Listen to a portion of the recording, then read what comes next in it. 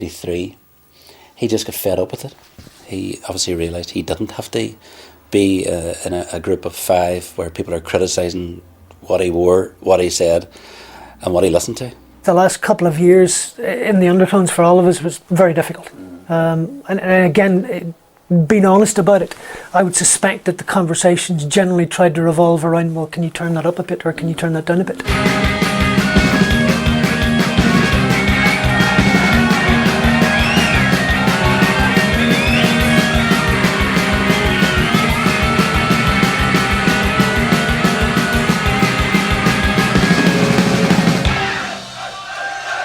Thank you.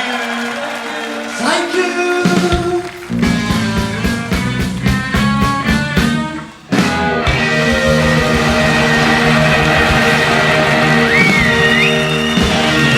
There is an awful lot of wounds there, and they will perhaps take an awful lot of time to heal, if at all they ever do get healed. Tends to be the case though, the longer things go on, the longer they go on. I think it's more, has anybody got the motivation to go and heal them at this point in time?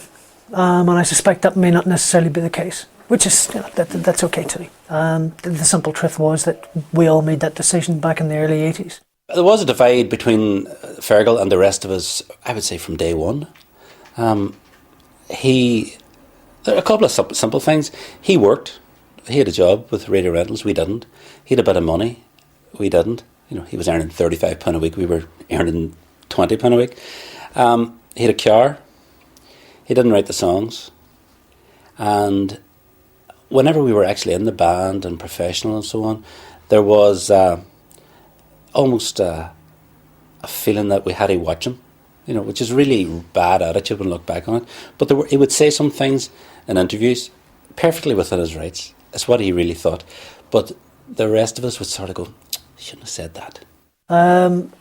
Certainly when I left the band, I had absolutely no idea what the hell I was going to do. I know an awful lot of people, at some point I got the impression some people thought I had some sort of huge master plan concocted, that I was just going to walk out of the band and go and follow stages 1, 2 and 3 and it would all be absolutely fantastic, and I just hadn't a clue. We had no long-term sort of plan, whatever, I think we were just grateful to get that far, even. We've probably never seen further than the first LP, haven't we? No. But that was sort of part of that punk ethic, because we used to have bands who'd do a session and then break up. So they just, you'd phone them a few months later and ask if they wanted to do another. So we've broken up, and we did the session, so that's fine. We can go back to doing, back to the farm.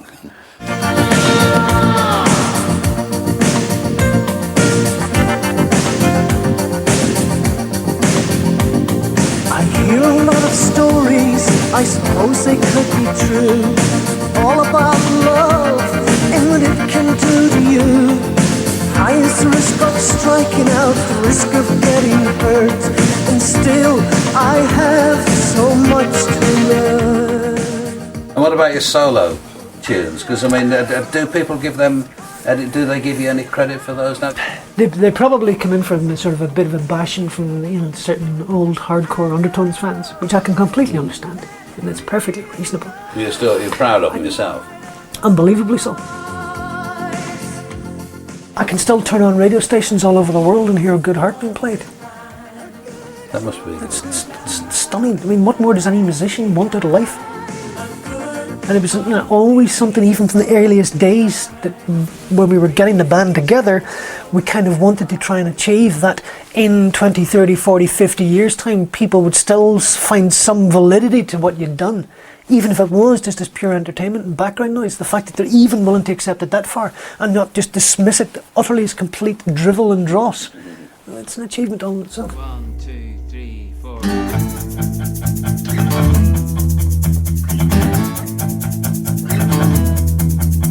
Now I've got a cousin called Kevin. He's sure to go to heaven. Always spotless, clean and neat, as smooth as you'll get him. He's got a fur-lined sheepskin jacket. 1983 was a terrible year. And I was in the doldrums. That was my worst period personally in my life. I broke up with my girlfriend, and the Undertones had broken up. I was broke. And I was living in London, expensive rent and all that, and not knowing many people, so it was dreadful. Unfortunately, what saved me then was John Raymond coming over and playing me their songs. that Petrol Motions, early Petrol Motion songs, and it just blew me away. Going, wow.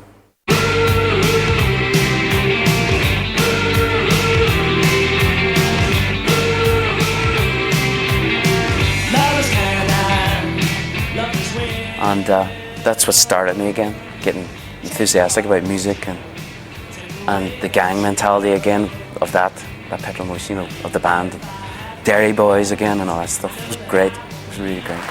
We have, of course, welcomed Ash back to the studio, but that alone would be exciting. But then, what about if they did an Undertones song? And what about if they did that Undertones song with an undertone like Damien O'Neill? Aha! Well, that's exactly what they're going to do now. Please welcome, with Damien O'Neill, Ash!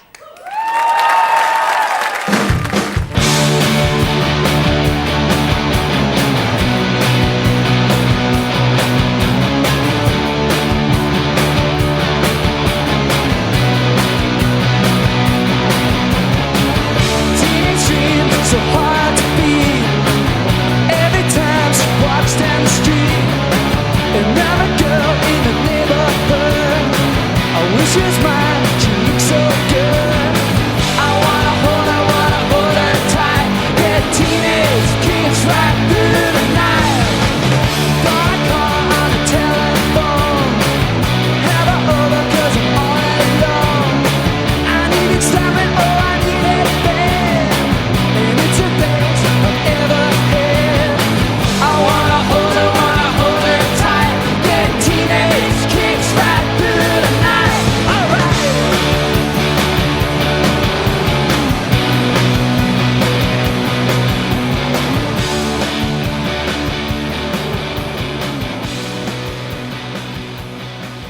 You've always been very resolute about not having an Undertones reunion, or not being part of an Undertones reunion. There was a certain irony in there that I was being asked on my 36th birthday to stand in a muddy field in Germany in front of 100,000 Germans singing Teenage Kicks.